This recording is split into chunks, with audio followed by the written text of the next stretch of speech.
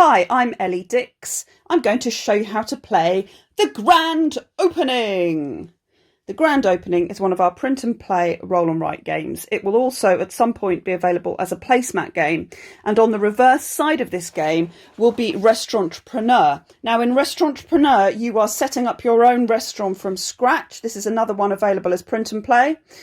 And in the Grand Opening, it's your opening day, the day that you open your cafe.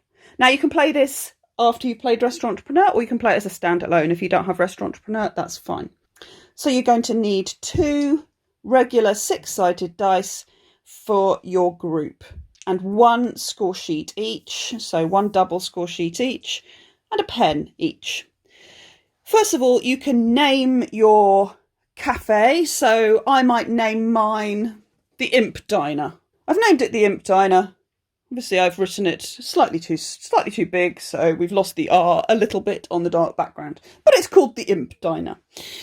All the instructions are on the sheet, but this video will also help you get to grips with the game. On each round, everybody plays. So one person, it doesn't matter who, rolls the dice, and then everybody makes a note of the dice rolls in the first section along the top here. 5-3, it doesn't matter if you write 3-5.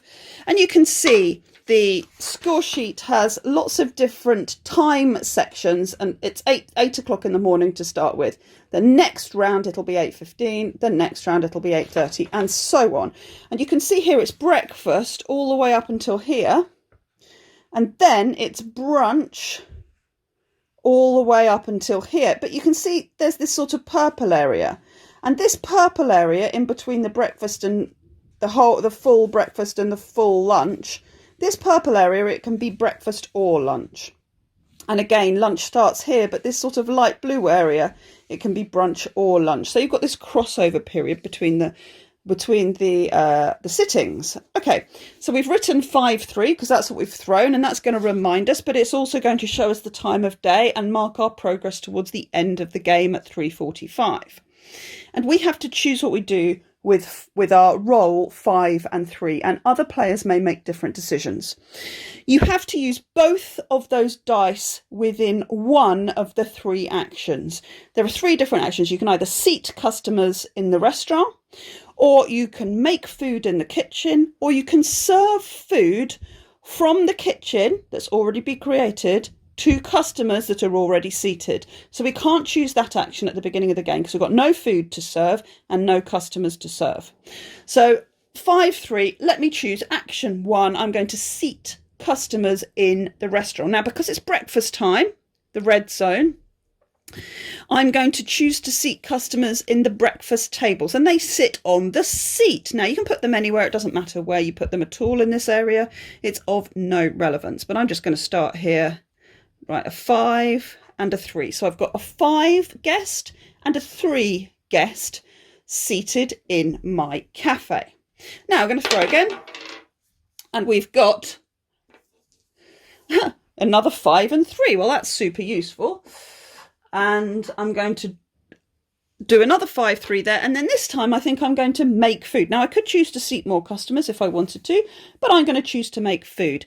Now when you're making food, you're looking in the right section, so the breakfast section, because we're in breakfast time, and we're going to create a plate of food by circling the relevant number. So I've got a 5 and a 3. And I'm circling those. So I've got a 5 plate and a 3 plate, and they're ready. They're waiting under the hot lamps, ready to be served to customers in the restaurant. The next one, it's a double 6. So we write it at the top, and now we can choose what to do. Well, why don't we serve food? Because we can. To serve food, you've got to have the number on the plate or higher to be able to serve it. So if I had 2 6 plates now, I could use them with these 6 dice. Or I could make 2 6 plates if I wanted to. I could seat 2 6 customers, but instead what I'm going to choose to do is to use my 6s to serve food, which means I'm going to take food from the kitchen and serve it to customers in the restaurant. Remember, I just need to have that number or higher. So I need a 3 and a 5 or higher to do these 2 plates. I've got higher, so I'm going to cross these out, cross out the 3 and the 5, and serve the number on the plate, not the number of the server, the 3 and the 5 plate, to these customers. So I'm going to give the 5 plate to the 5 customer and the 3 plate to the 3 customer. Now, this is what I'm trying to do. Any customers that come into my restaurant, I'm trying to serve them at least the same number as they are on the customer. And the most efficient way to do this is to give them exactly the same number. You're going to get the most points. At the end of the game, you're going to count up how much of each of these customers is worth. And they're always worth the lowest number between the customer number and the food number. Here they match, it's 5. Here they match, it's 3. So if I had only managed to serve this customer a 2 plate, it would score me 2 points, even though the customer is 3. Let's have another go and see where we get to. So this is 4-1. I think what I'm going to do with this is I'm going to add these 2 dice together. Now, you can always use the dice separately, as we have done in previous turns, but you can also choose to add the numbers of the dice together if you want to. So I'm going to add these together and get a 5. I'm going to have a customer come in who's a 5 customer. But also what I'm going to do is I'm going to make this a special guest. So 4 times during the game, I have 4 different special guests that can come into the cafe. And I'm going to circle this number to show that it's a special guest and cross off, this is the critic that's come into the cafe, cross off the critic, he'll only come in once. This guest is going to score me more points, but also give me bigger risk if I don't manage to feed him the right food. So I need to feed this person a 5. Okay, that's that one. Okay, now look, I really want to serve this plate of food to this special customer. And if I don't do that, it's going to be really damaging to me before the end of breakfast. And the end of breakfast is at 10:45, and I've got to serve the breakfast customers by then, or I'm going to get a penalty for them. So I think what I'm going to do here is I'm going to add these 2 together again to make sure that I can serve this food to this special guest. Now, it's not particularly efficient to just use one of the 2 dice rolls because I'm not feeding as many people as I might otherwise do. But I feel that now I've seated that person, I really need to serve them. Gosh, we're getting near the end of breakfast and I've still got 2 people that haven't been fed yet. What shall I do? I think what I'm going to do is I'm going to add these 2 together, which will give me 4, but I'm going to use the apprentice at this point. Now, the apprentice allows us 6 times during the game to add 1 to one of our dice. So I'm going to cross that off. In fact, I think I'm going to use 2 of them. And I can make my 2-2 into a 3-3, which is added together will give me 6 and will allow me to transfer this into the restaurant. So I've used this plate of 6, this 6 plate of food. I had a 2-2. I used the apprentice twice, making it into a 3-3 for me, just for me. And that added together is 6. So I'm going to serve this 6 plate of food to this 6 customer. And again, I've only done 1 thing, and this is really bad. What I want to be doing is 2 things every turn if I possibly can. Now we're starting brunch.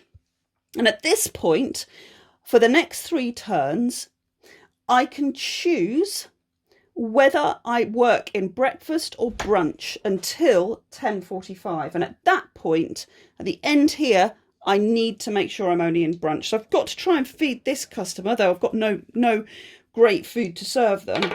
So okay, we've got a 2 and a 3. I'm going to seat some more people in the restaurant, and I'm going to seat them in brunch, I think. Okay, that was a 2 and a 3. And then we've got a 6 and a 2. And I'm going to make some more food. And I'm going to make... I'm going to make a 6 and a 2 here in brunch. And now I'm going to really hope that I can get this 3. Okay, I've got a 1 and a 3. And I'm going to serve some food. And in fact, I'm going to use an apprentice to make this into a 2 and a 3 for me. And then I can serve this 3, which is breakfast food, to this breakfast customer. This breakfast customer only gets a 3. They don't get a 5, they get a 3. And I'm going to serve this brunch food, this 2, to this brunch customer. And it carries on like this. Now, at the end of the game, you're going to do some calculations. And I know this is not a finished game, but it's still enough to show you how it works. The way that you're going to score is you're going to add up all of the different tables. So let's look at this table here. The lower of these two numbers, well, they're the same number, so that's a 5. The lower of these two, that's a 3. They're both the same. So we've got a 5 and a 3, that's 8 points. Now we've got our special guest who was fortunately fed the same number as he is, or higher, which means that we can double our 5 to give us 10. So we're on 18 points. The lower of these two is 3, so we're on 21 points. And we write the score for the table here just to help us. And then when we've got scores for all these tables, we're going to add them all up. So what you can do, so let's say that's my total for breakfast. It's going to be 27 across these two boxes, and I can write it in here at the end of the game. You do the same for brunch tables, you do the same for the lunch tables, and you can subtotal them here. So we'll just put 27 right now. And then you're going to have to look at unfed customers. So any penalties you're going to get. So look, in breakfast time, we didn't have any unfed customers. We managed to feed everyone that we'd seated. But if I'd ended up brunch with this number 3 customer having no food, this number 3 customer would go into the unfed customers. And at the end of the game, I'm going to get a score here for all my unfed customers, and I'm going to subtract that from my total. The same happens in the kitchen. So if you've got wasted food that you haven't fed to anybody, you're going to end up with negative points. So let's say I had these at the end of the game and I haven't actually used them. That's 13 points, these plates which have not been served. That's wasted food. And I'm going to write all the different plates in here, which gives me 13 points. And I'm going to add my 13 and my 3, that's minus 16 points that I've got.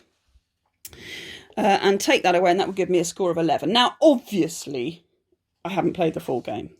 So the Imp Diner has not done very well.